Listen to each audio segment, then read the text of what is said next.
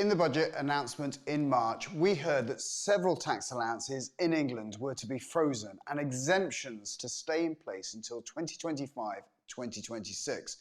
With this in mind, I want to remind you how important it is to still be tax efficient and outline the steps that you can take.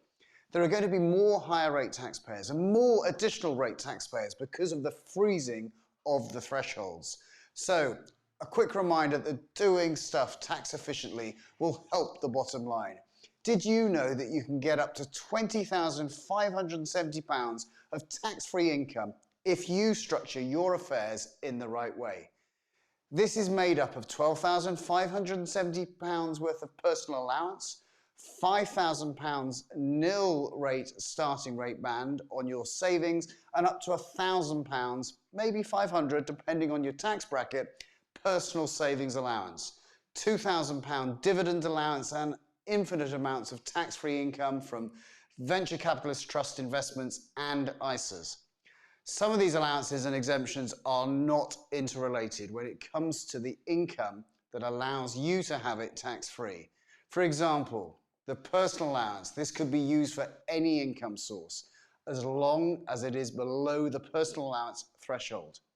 But to use your personal savings allowance of up to £1,000, you need to have savings income, for example, interest or interest distributions from bond-based investments. You also need to be a basic rate taxpayer to qualify for the full £1,000 personal savings allowance. As a higher rate taxpayer, your allowance is reduced to just £500. In a similar vein, to take advantage of the £2,000 dividend allowance, you need to have dividend-producing investments or income from a company in which you hold shares, possibly as a company director. After your first £2,000 of dividend income, the tax payable is currently set at 7.5% until you reach the higher rate tax threshold, currently £50,270, after which you pay the dividend tax rate of 32.5%.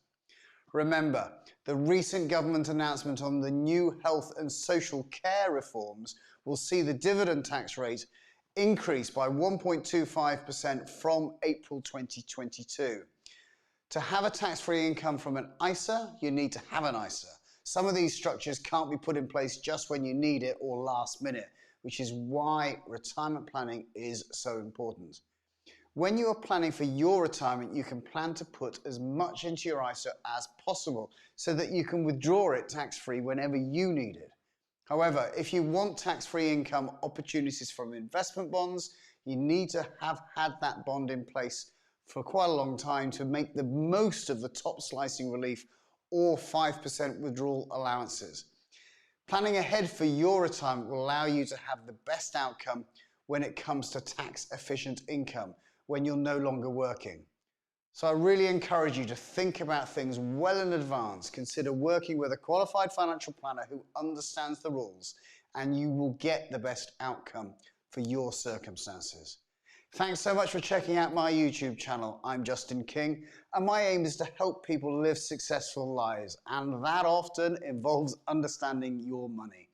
I hope you've enjoyed this video. If you did, please press the like button to help more people like you find my channel, and check out the show notes for some useful links on things I've discussed in this video. For now, I'm Justin King, helping you live your best life.